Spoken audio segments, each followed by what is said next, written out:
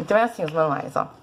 Então começa falando a história da raça, sobre o COI, parte de consanguinidade da raça, né? O tamanho efetivo da população. O que é importante? Para consanguinidade, depressão endogâmica e tudo mais. Então conhecer um pouquinho sobre a situação da raça no mundo, né? Para você saber das linhagens de cruzamento, endogamia, tudo isso. O que é ideal, o que poderia ser feito para melhorar essa questão da raça, né? Então, a nível mundial, o que eles estão comentando? Quais são as orientações para a reprodução? Ah, isso é obrigado a seguir? São as orientações que a gente vê em canons como do Reino Unido e tudo mais. Isso não é obrigado, são indicações, tá? Para preservar todo o pool genético da raça, eles estão pedindo algumas coisas, como, por exemplo, só reproduzir depois de 18 meses. Um macho só pode ter 24 filhotes por ano, senão dá aquela síndrome do pai famoso, né? Depois tem a questão da consanguinidade, não pode inbreeding, só pode line breeding, tá? Então, pra raça do Bulldog francês, do Spitz, que já tá pronto, cada uma tem a sua orientação. Aí, fala sobre a função, comportamento da raça, como fazer testes, né? Trabalhos de avaliações comportamentais, tá?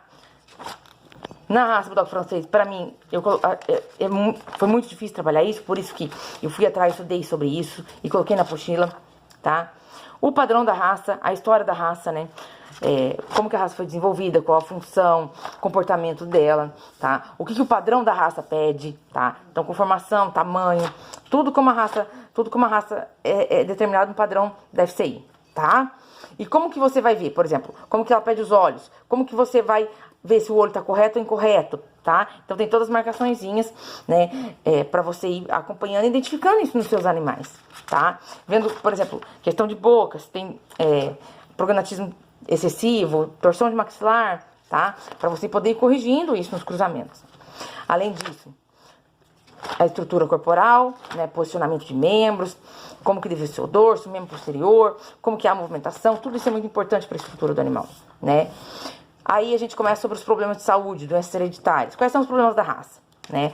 O que é relatado de mais comum na raça, tá? Sobre extremos de conformação. Isso é muito importante em todas as raças, tá? A gente foi levando o padrão até um certo ponto, onde essas características físicas prejudicam a saúde dele. O entrópio, por exemplo, as dobras no rosto, elas levam a diversos problemas. Por exemplo, o entrópio é causado por causa de questões do tamanho do olho e tudo mais, tá? E isso prejudica. Esses animais têm úlcera de córnea recorrente, né? Essas dobras machucam, tem problema de pele recorrente. E agora, o que vai fazer? Para isso tem o plano de saúde da raça, tá? As doenças onde são mais comuns e que afetam mais a qualidade de vida deles, e como você vai fazer o controle, tá? Então, por exemplo, no Bulldog francês, avaliação boas, que é a avaliação da síndrome aérea, não tem custo nenhum, você não vai gastar nada para fazer isso. Atopia e hipersensibilidade alimentar, você também não vai ter custo nenhum. A avaliação da coluna vertebral, hemivértebra, vai ter que fazer radiografia dos pares.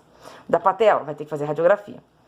Tudo que está em vermelho é essencial, porque são doenças que prejudicam muito a qualidade de vida e são muito comuns, tá? Em amarelo, as intermediárias, e em verde, aquelas que são indicadas, mas que não tem tanto prejuízo à qualidade de vida e tudo mais. E aí eu falo sobre essas doenças, o que é, né? Como que você vai fazer a avaliação, como que é essa avaliação? O que é feito nesse animal? Como que você vai fazer esse controle, tá? Como que você pode melhorar? Então, por exemplo, nutrição, por causa da obesidade, que prejudica a síndrome aérea, tá? Então, como que você vai trabalhar isso? Você vai saber se o animal tá obeso ou não, como que você vai calcular a ração, tá? A quantidade de ração. A nutrição e o crescimento dos filhotes. Tem a tabelinha, o gráfico de crescimento dos filhotes para você ir encaixando, né? Se o seu filhote está dentro do padrão ou não para crescer, tá? Aí fala sobre a síndrome aérea. Então tem as tabelinhas, ó. Como eles fazem lá fora, a avaliação boas. Do jeitinho que eles fazem lá. Traduzir, montei a tabelinha para vocês vão só encaixando. Então, por exemplo, e o meu cachorro tem o problema de estenose das narinas. E agora não vou poder reproduzir? Não, você vai procurar uma fêmea que não tem o mesmo problema. Porque aí os filhotes, a cada geração que você vai fazendo isso, o número de filhotes que nasce afetado é menor e a gravidade é menor. É simples. É um tempinho que você vai perder. Tá tudo facinho aqui. Não tem nem desculpa pra não fazer, tá? As medidas do olho, da fissura do olho, pra diminuir essa questão de entrópio, úlcera de córnea e tudo mais, tá? A avaliação oftalmológica, no caso dos braquicefálicos, é importante, tá? A mesma coisa. Se tem um animal que tá aqui no vermelho, você vai procurar uma fêmea que não tenha, né? E aí você vai calcular o índice boas. E aí você vai saber, naquele casal, qual vai ser o índice boas desses filhotes, tá? Se esse índice boas for o verde, ótimo esse cruzamento. Os filhotes tendem a ser coincidência menor, problema. Amarelo não é tão ideal. Vermelho procura outro casal.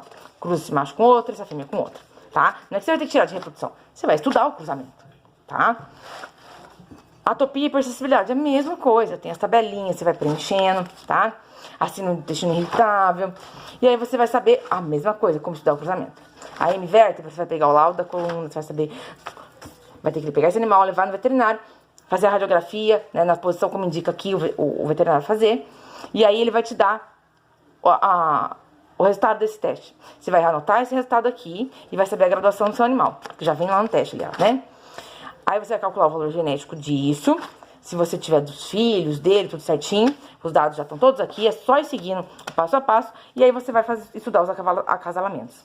Se o pai e a mãe, o casalamento deles deu verde, ok. Amarelo, será que não tem outra melhor opção? E vermelho, procura outro casal.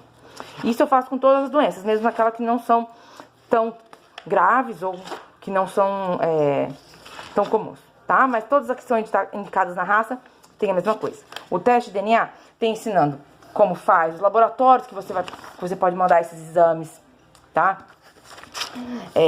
Como que você vai ver o resultado disso daí, como que se vier assim, enfim, tá todas as indicações aqui. As medidas de conformação. Então você vai lá pegar seu animal, fazer as medidas como manda aqui, ó. Mostra certinho, ó. Cruza, mede aqui. Relação aqui. Então tem toda a forma onde você vai ter que medir esses animais, tá? O que não é medido, então, por exemplo, a questão do olho, se aparece o branco do olho ou não, é uma classificação, tá? Então, você vai comparar com a foto aqui e vai saber a graduação do seu animal.